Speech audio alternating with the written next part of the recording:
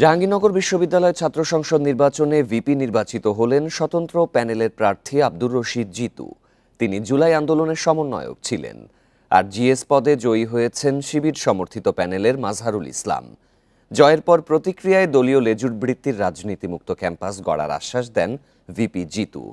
কেন্দ্রীয় সংসদে ২৫টি পদের মধ্যে ২০টিতেই জয় পেয়েছে ছাত্র শিবির সমর্থিত প্যানেল। ভোট গ্রহণের ২ দিন পর শনিবার সন্ধ্যায় জাহাঙ্গীরনগর বিশ্ববিদ্যালয়ের সিনেট হলে জাকসু নির্বাচনের ফল ঘোষণা করে নির্বাচন কমিশন। এর আগ মুহূর্তে নির্বাচনের দায়িত্ব পালনকালে মৃত্যুবরণকারী চারুকলা বিভাগের সহকারী অধ্যাপক জান্নাতুল ফেরদৌস মৌমিতার স্মরণে ১ মিনিট নীরবতা পালন করা হয়। নির্বাচনে কোনো অনিয়ম হয়নি বলে জানায় নির্বাচন কমিশন। তবে কিছু ত্রুটি স্বীকার করে ক্ষমা প্রার্থনা করেন তারা।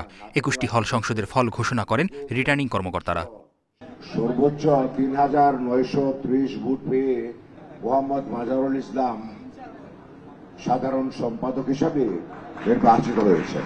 সর্বোচ্চ ৩,৩৩৪ ভোট পেয়ে জনাব আব্দুর রশিদ জিতু নির্বাচিত হয়েছেন। এরপর ভিপি ও জিএস পদের বিজয়ীর নাম ঘোষণা করা হয়। ভিপি পদে নির্বাচিত হন স্বতন্ত্র শিক্ষার্থী প্যানেলের আব্দুর রশিদ জিতু এবং জিএস পদে ছাত্র শিবির প্যানেলের মোহাম্মদ মাজহারুল ইসলাম। এ সময় ইশতেহার পূরণের পাশাপাশি লেজুর বৃত্তির রাজনীতিমুক্ত ক্যাম্পাস গড়ে তোলার অঙ্গীকার করেন জিতু। জাকসুর ফলাফল অফিসিয়ালি ঘোষণার মাধ্যমে আমরা আমাদের সেই ৩৩ বছরের যে চাওয়া ছিল সেই চাওয়াকে পূর্ণ করতে পারছি। সবাইকে নিয়ে দলমত সকলকে নিয়ে একসাথে একটা ইনক্লুসিভ জাহাঙ্গীরনগর বিশ্ববিদ্যালয় গড়ে তোলা। প্রতি বছর যেন জাকসুর নির্বাচন অনুষ্ঠিত হয় এবং এটি যেন একটি সুস্থ কালচারে পরিণত হয়, সে জায়গায় আমরা আমাদের এই প্যানেল থেকে সর্বোচ্চ সদস্য থাকবো এবং আন্তরিক থাকবো। একই সাথে আমরা বলতে চাই, যারা নির্বাচিত হননি তাদের প্রতি আমরা শ্রদ্ধাশীল, তাদের প্রতি আমরা একই সঙ্গে কাজ করতে চাই। বৃহস্পতিবার সকাল ৯টা থেকে বিকেল ৫টা পর্যন্ত জাহাঙ্গীরনগর বিশ্ববিদ্যালয়ে ছাত্র সংসদ নির্বাচনের ভোট গ্রহণ হয়। নির্বাচনে ১১,৭৪৩ জন নিবন্ধিত ভোটার ছিলেন। এর মধ্যে প্রায় ৬৮% ভোট দিয়েছেন বলে জানায় কর্তৃপক্ষ। মেহেদী হাসান, ইন্ডিপেন্ডেন্ট নিউজ, ঢাকা। অসংখ্য ঘটনা অঘটনের জন্ম দিল জাকসু নির্বাচন। গণনা করতে সময় লাগলো ৪৮ ঘন্টা। অসুস্থ হয়ে মারা গেছেন নির্বাচন সংশ্লিষ্ট শিক্ষক জান্নাতুল ফেরদৌস। পদত্যাগ করেন নির্বাচন কমিশনার মাফরুহি সাত্তার ও অধ্যাপক রেজওয়ানা করিম স্নিগ্ধা। আর ভোটে অনিয়মের অভিযোগ তুলে প্রত্যাখ্যান করে ছাত্রদল সহ ৪ প্যানেল। দায়িত্ব থেকে সরে দাঁড়ান ৩ শিক্ষকও। জাকসু নির্বাচনের ভোট গ্রহণ হয় বৃহস্পতিবার বিকেল ৫টা পর্যন্ত। কয়েকটি কেন্দ্রে চলে সন্ধ্যা ৭টা পর্যন্ত। ভোট শেষ হওয়ার আগেই অনিয়মের অভিযোগ ওঠে। বর্জনের ঘোষণা দেয় ছাত্রদল, সম্প্রীতির ঐক্য, সংসপ্তক পরিষদ, স্বাধীন অধিকার পরিষদ ও কয়েকজন স্বতন্ত্র প্রার্থী। দায়িত্ব থেকে সরে দাঁড়ান অধ্যাপক নাহারুন ইসলাম খান, অধ্যাপক নজরুল ইসলাম ও অধ্যাপক শামীমা সুলতানা। প্রথমে সিদ্ধান্ত ছিল ভোট গণনা করা হবে মেশিনে, পরে ঠিক হয় গোনা হবে হাতে কলমে। প্রায় ৮,০০০ ভোট গুনতে সময় লাগে প্রায় ৪৮ ঘন্টা। বেশ কিছু সিদ্ধান্তহীনতা ছিল এবং বাস্তবসম্মত সিদ্ধান্ত এটা ছিল না। ওনারা প্রথমে ওএমআর এটা প্রিন্ট করেছেন, সবাই এটা জানে যে আমরা মেশিন রিডেবল হবে।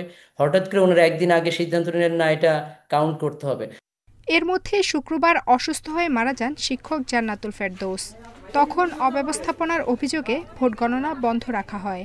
এই মৃত্যুর সঠিক বিচার চাই। বিশ্ববিদ্যালয় প্রশাসনকে এই অব্যবস্থাপনার জন্য দায়ী করছে এবং আমার এই মৃত্যুর জন্য বিশ্ববিদ্যালয় প্রশাসন দায়ী নিতে হবে। পদত্যাগ করেন নির্বাচন কমিশনার মাফরুহি সাত্তার ও ডক্টর রেজওয়ানা করিম। অনেকগুলো অনিয়ম দেখেছি, অনেকগুলো মারাত্মক রকমের ত্রুটি দেখেছি, যেই ত্রুটিগুলো আসলে পুরো নির্বাচন প্রক্রিয়াটাকে প্রশ্নবিদ্ধ করেছে। ৩৩ বছর পর হওয়ায় জাকসু নির্বাচন এমনিতেই বেশ গুরুত্ব পাচ্ছিল। তারপরও ফল ঘোষণায় দীর্ঘ সময় নেয়ায় চলে এসেছে মানুষের মুখে মুখে। আফসানা আফরোজ জুই, ইন্ডিপেন্ডেন্ট নিউজ, ঢাকা। এদিকে জাকসু নির্বাচনে কিভাবে গোনা হবে ভোট, মেশিন না ম্যানুয়াল পদ্ধতিতে, এ নিয়ে এখন বিভক্ত ছাত্র সংগঠনগুলো। ছাত্রদল বলছে ভোট গণনা হতে হবে ম্যানুয়াল পদ্ধতিতে। ছাত্র শিবির বলছে লন্ডনের প্রেসক্রিপশনে ভোট গণনা হবে না। স্বতন্ত্র প্রার্থীদের অনেকেই মেশিনের পক্ষে। এদিকে নির্বাচন কমিশন বলছে ভোট গণনার জন্য প্রস্তুত করা হয়েছে ৬টি মেশিন। হাতে গোনার সুযোগ তো আছেই।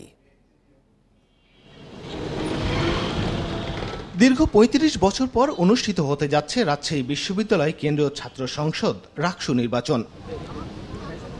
অবাধ, সুষ্ঠু ও অংশগ্রহণমূলক রাকসু নির্বাচন নিশ্চিত করতে ভোট গণনা পদ্ধতি ডিজিটাল নয়, ম্যানুয়াল করার দাবি ছাত্রদল ও রাকসু ফর রেডিক্যাল চেঞ্জের সমন্বিত প্যানেলের।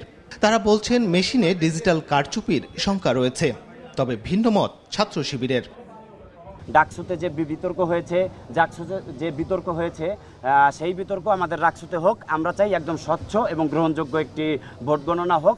এটা আপনারা ভোটার সংখ্যা বেশি হলে আপনারা জনবল বৃদ্ধি করেন। আমাদের রাজশাহী বিশ্ববিদ্যালয়ে কি জনবলের অভাব? আমরা স্বচ্ছ ব্যালট বাক্স এবং ম্যানুয়াল ভোট গণনা চাই। 30,000 শিক্ষার্থীর ভোট নিতে হবে। এখানে প্রায় 43টা ভোট একজন শিক্ষার্থী দিবেন। 43টা পদ রয়েছে, 43টা ভোট এক একজন ভোটারের ভোট আমি যদি ম্যানুয়ালি গণনা করতে যাই তো জাহাঙ্গীরনগর তো আসলে 3-4 দিন সময় নিচ্ছে। রাজশাহী বিশ্ববিদ্যালয়ে সেটা হয়তোবা এক সপ্তাহেও সম্ভব নাও হইতে পারে।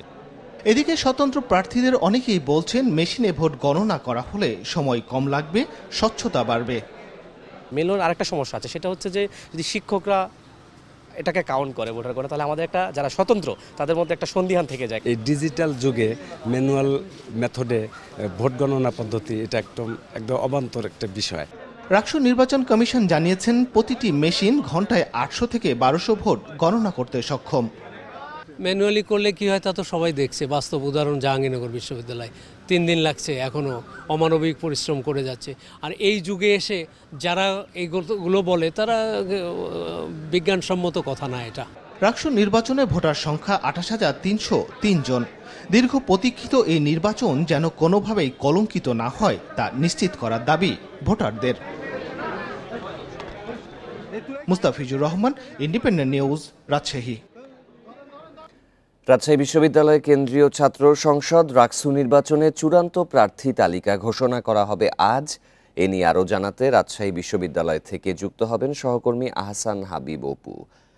মোট 43টি পদে নির্বাচন করা হবে। কোন কোন প্যানেল থেকে সম্ভাব্য প্রার্থী কারা, এ বিষয়ে কোনো আভাস পেয়েছেন কি?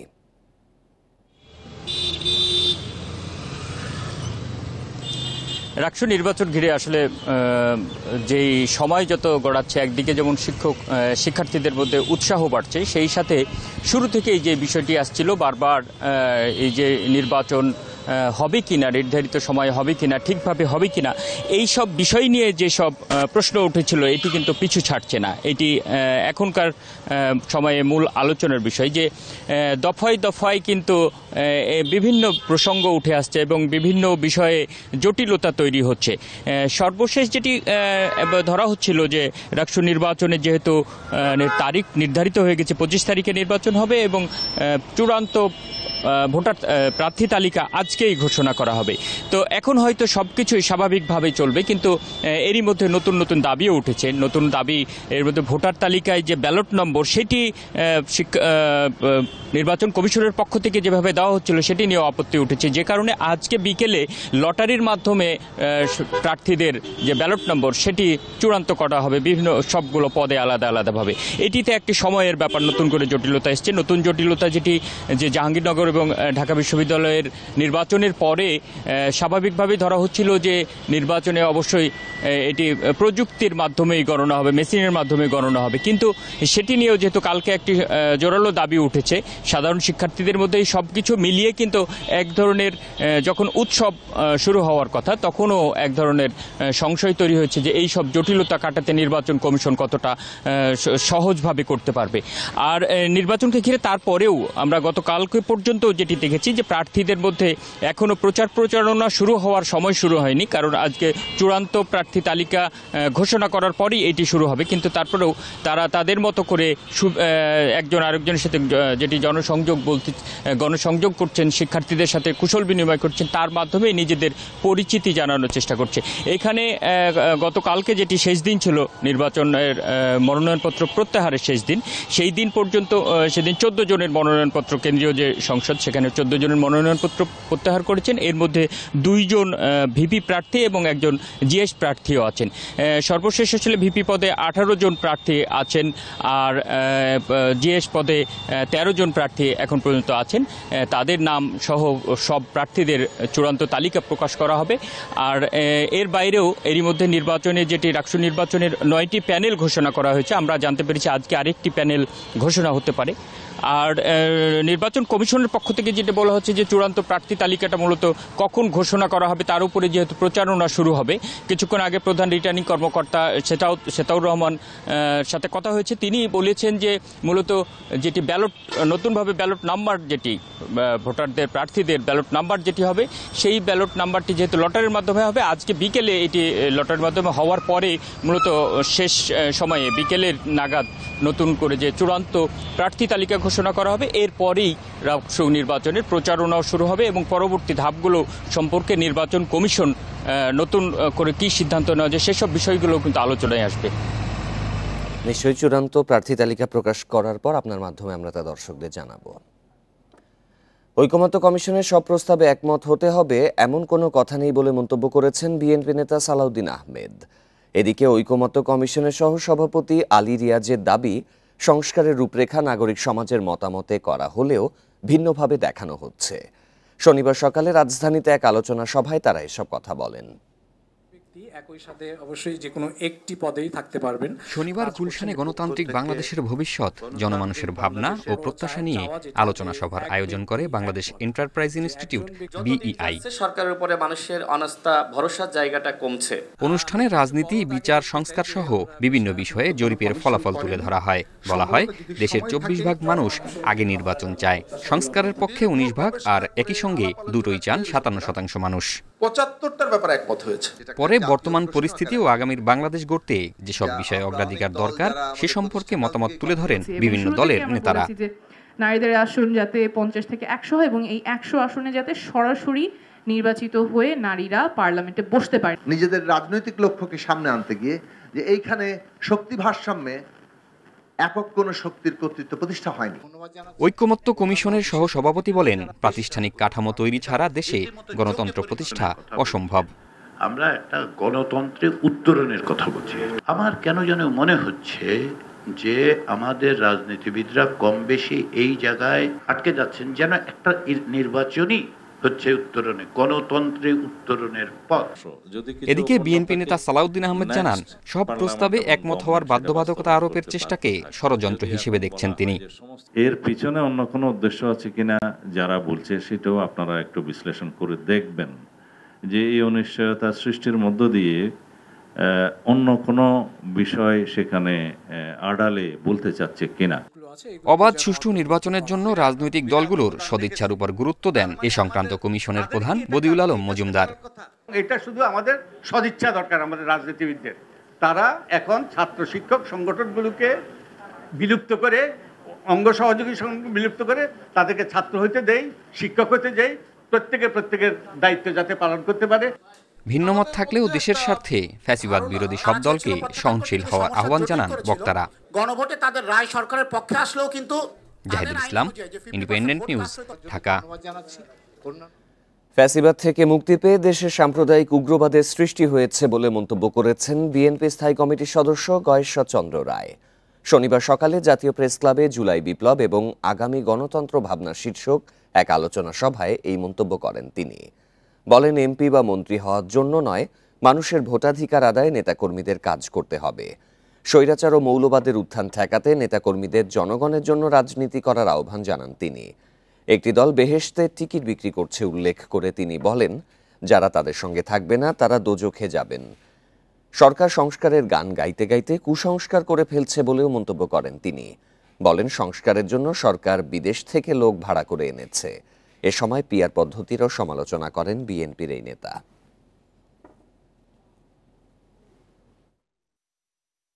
আমরা ফ্যাসিবাদের থেকে মুক্তি পেয়েছি, কিন্তু গণতান্ত্রিক মূল্যবোধ থেকে আমরা এখন সাম্প্রদায়িকতা, উগ্র উন্মাদনার সৃষ্টি শুরু হয়ে গেছে। যদি গণতন্ত্রের পথে রাষ্ট্র ব্যবস্থাকে না রাখতে পারি তাহলে সাম্প্রদায়িকতা হবে ফ্যাসিবাদের চেয়ে দ্বিগুণ।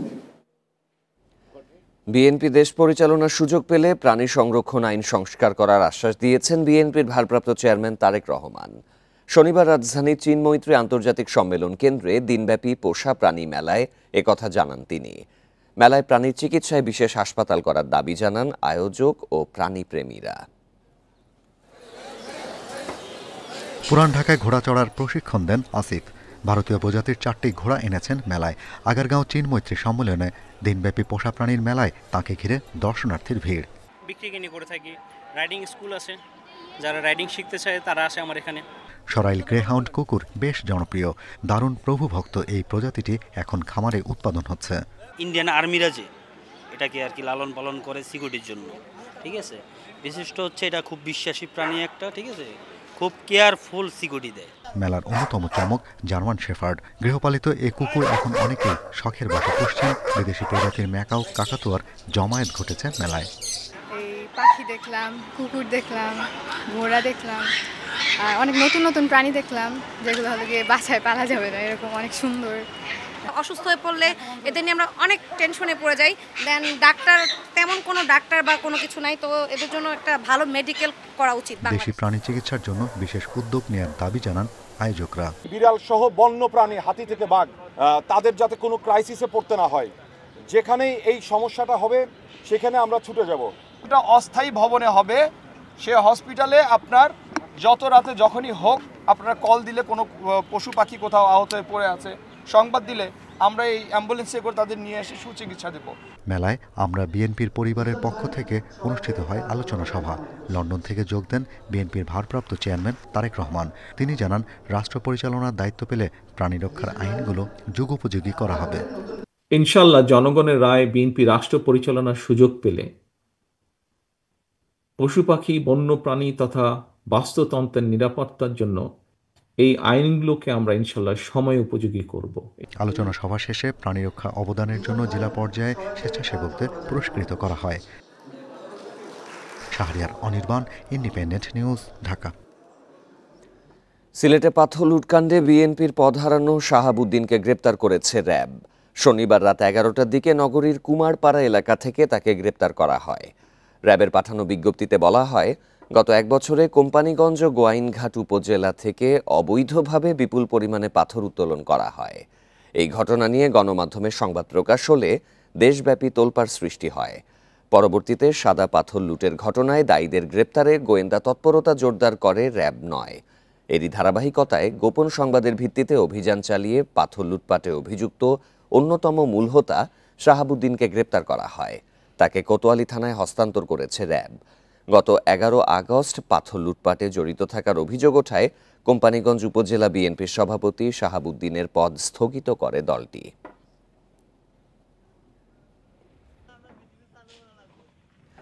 এ নিয়ে আরও জানাতে সিলেট থেকে যোগ দিচ্ছেন সহকর্মী রানা মজুমদার। রানা, র্যাব তো তাকে গ্রেপ্তারের পর পুলিশের কাছে হস্তান্তর করেছে, এর পরবর্তী আইনি প্রক্রিয়া কি হবে?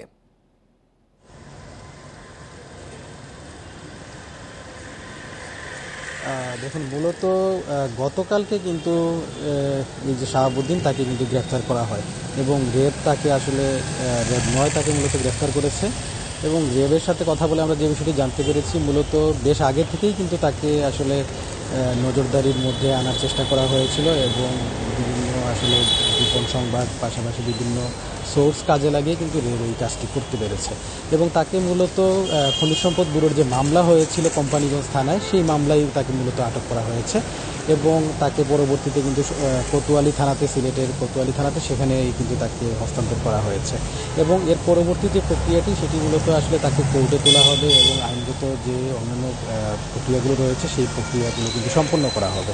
পাশাপাশি আমরা এই ব্যাপারটি নিয়ে আসলে আইনশৃঙ্খলা বাহিনীর সাথেও কথা বলেছিলাম। তারা বলছেন যে এই ঘটনার সাথে যারা যারা জড়িত, বিশেষ করে আপনি জানেন যে সাদা পাথর লুটপাটের যে ঘটনা ছিল সেটি সারা দেশেই কিন্তু সমালোচিত হয়েছে, আলোচিত হয়েছে এবং এর পেছনে আসলে মূলত যারা যারা জড়িত ছিলেন তাদের সবাইকেই আইনের আওতায় নিয়ে আসার জন্য কাজ করা হবে এবং আমরা দেখেছি যে নতুন যিনি জেলা প্রশাসক তিনি আসার পরে কিন্তু আরও বেশ তৎপর হয়েছে এই কার্যক্রমটি এবং এরই ধারাবাহিকতায় কিন্তু আমরা দেখতে পেলাম যে গতকালকে শাহাবুদ্দিনকে আটক করা হলো।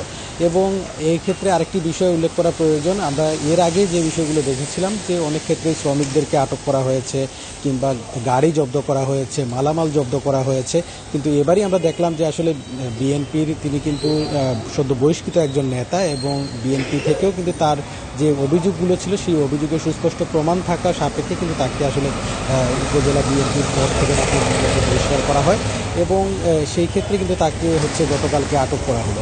এভাবে আসলে জনমনে এক ধরনের স্বস্তি ফিরে এসেছে যে যারা এইভাবে পেছন থেকে কলকাঠি মেরেছেন, যারা মূল হোতা কিংবা যারা এসবে চাঁদাবাজি করেছেন কিংবা পাথর লুটপাটের ঘটনায় যারা মূলত জড়িত তাদেরকেই যাতে মূলত আইনের আওতায় নিয়ে আসা হয় সেই দাবিটুকু জানিয়েছেন।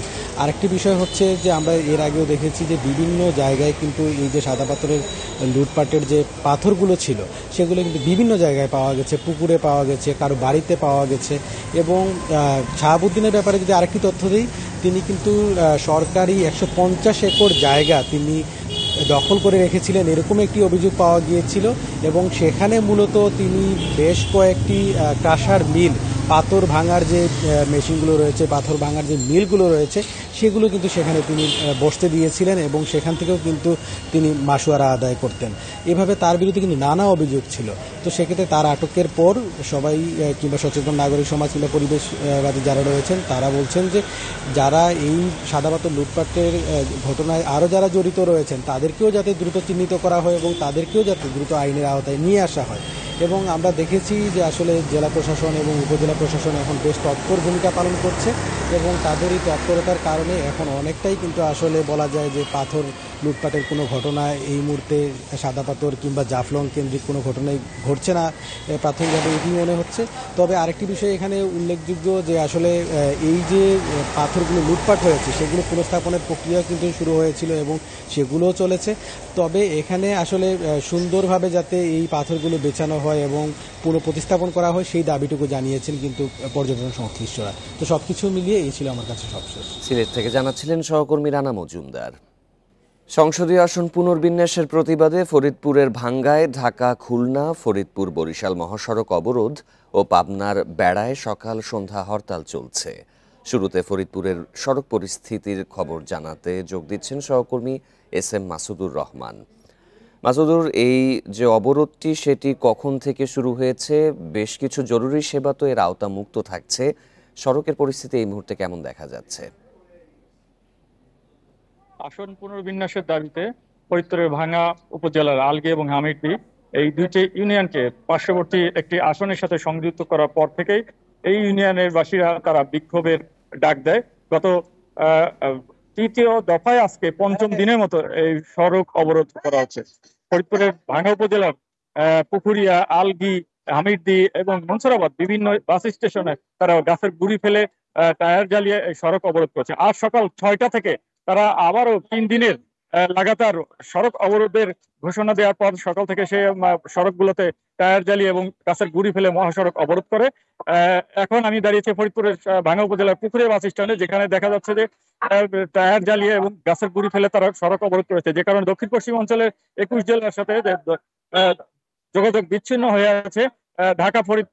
ঢাকা খুলনা এবং ফরিদপুর বরিশাল মহাসড়ক বন্ধ। আমরা পাশাপাশি জানতে পেরেছি কিছুক্ষণ আগে ফরিদপুর থেকে পদ্মা সেতু হয়ে যে রেল পথ, সেই রেল পথে তারা অবরোধ করার কারণে রেল পথে বাধা সৃষ্টি হয় এবং রেল যাত্রীরা সেখান থেকে নেমে অন্যান্য বিকল্প পথে যাচ্ছে। এছাড়া ঢাকা থেকে খুলনাগামী যে রেলপথটি আছে জাহানাবাদ এক্সপ্রেস, সেটাও সেই রেলপথটা বন্ধ থাকার কারণে রেলপথ অবরোধ করে রেখেছে এই আন্দোলনকারীদের দাবি যতক্ষণ পর্যন্ত নির্বাচন কমিশন তাদের এই দুটি ইউনিয়নকে পুনর্বহাল না করা হবে ততক্ষণ পর্যন্ত তারা মহাসড়ক অবরোধ করে যাবে।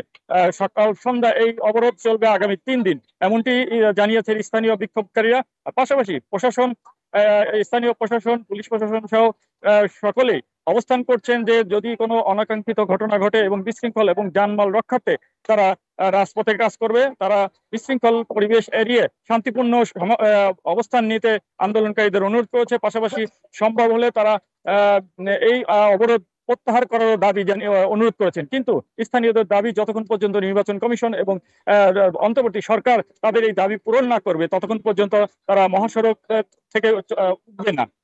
এমনটি বলেছে স্থানীয় আন্দোলনকারীরা। তাদের দাবি এই দুটি আসন, এই দুটি ইউনিয়ন তারা যদি অন্য আসনে সংযুক্ত হয় ভবিষ্যৎ এবং তারা জনদুর্ভোগে পড়বে, বিভিন্ন বৈষম্যর শিকার হবে এবং তাদের সকল উন্নয়ন কর্মকাণ্ড থেকে তারা বঞ্চিত হবে।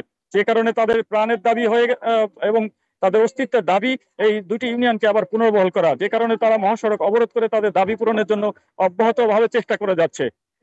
তারা চায় যে সরকার যদি দাবি পূরণ করে তাহলে তাৎক্ষণিক তারা এই সড়ক অবরোধ প্রত্যাহার করবে। এটাই ছিল ফরিদপুরের সড়ক অবরোধের সর্বশেষ তথ্য। মাসুদুর আমাদের সাথেই থাকবেন। এবারে পাবনা থেকে যোগ দিচ্ছেন সহকর্মী খাইরুল ইসলাম।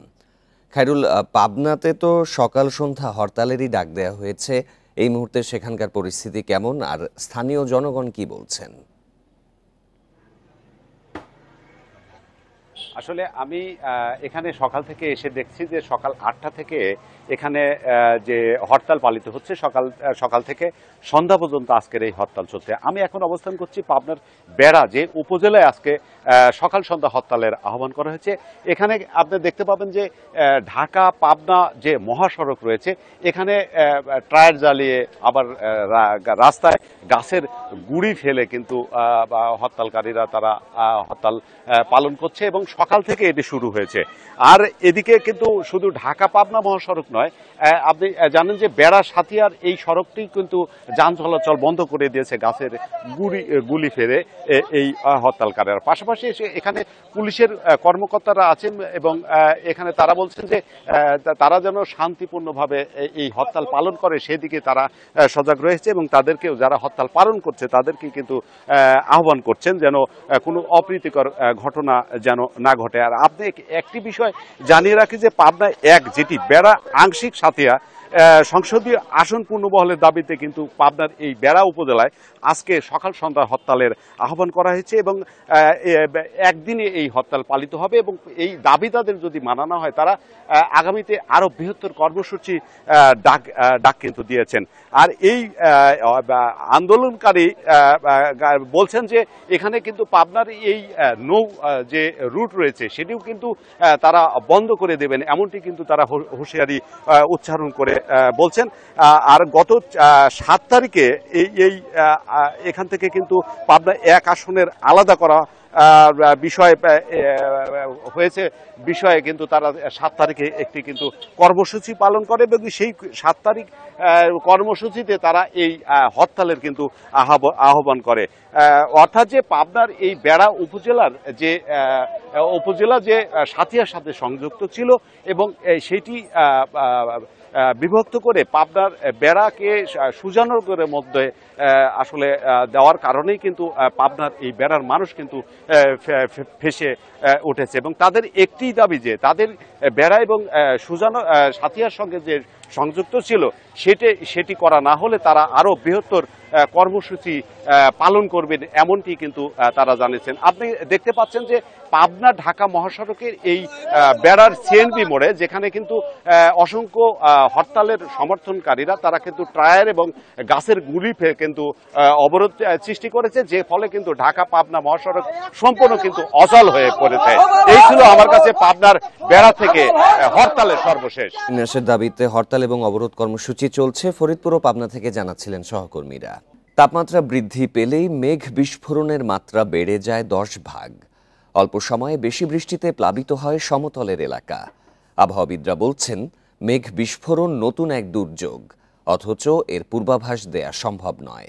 তাই এ নিয়ে আরও গবেষণা প্রয়োজন। সেই সাথে নতুন আবহাওয়া প্রযুক্তির ব্যবহারও জরুরি। পাহাড়ি এলাকায় মেঘ বিস্ফোরণের ছোট জায়গায় হঠাৎ ব্যাপক বৃষ্টি নামে। আবহাওয়া বিজ্ঞানের মতে প্রতি ঘন্টায় 100 মিলিমিটার বা 4 ইঞ্চি বেশি বৃষ্টি হলেই তা ক্লাউড ব্লাস্ট বা মেঘ ভাঙা বৃষ্টি বলে। সম্প্রতি দক্ষিণ এশিয়া জুড়ে এই দুর্যোগ বাড়ছে। আবহাওয়া অধিদপ্তরের তথ্য বলছে 5 বছরে ভারত, বাংলাদেশ এবং পাকিস্তানের পাহাড়ের পাশাপাশি সমতলেও মেঘ বিস্ফোরণের ঘটনা বেড়েছে। জুলাই থেকে সেপ্টেম্বর বাংলাদেশে অতি ভারী বৃষ্টি বেড়েছে। 2020 সালে রংপুরে 433 মিলিমিটার, এবছর জুলাই ফেনীতে 406 ও 399 মিলিমিটার বৃষ্টি হয়েছে। আসাম, মেঘালয়, ত্রিপুরায় মেঘ বিস্ফোরণের সৃষ্ট ঢল বাংলাদেশের উপর দিয়ে বয়ে যায়। এতে বাড়ছে আকস্মিক বন্যা। তাপমাত্রা যদি 1 ডিগ্রি পরিমাণ বৃদ্ধি পায় তাহলে এই সব যে স্বল্প সময় অধিক বৃষ্টিপাত, এটা একটা মেঘ বিস্ফোরণও এই আওতার মধ্যেই পড়ে। স্বল্প সময় ভারী বৃষ্টিপাত সংঘটিত হওয়ার ঘটনাগুলো 10% বৃদ্ধি পায়। আবহাওয়া অফিস বলছে এবছর মে মাসে স্বাভাবিকের চেয়ে ৬২ ভাগ বেশি বৃষ্টি হয়েছে।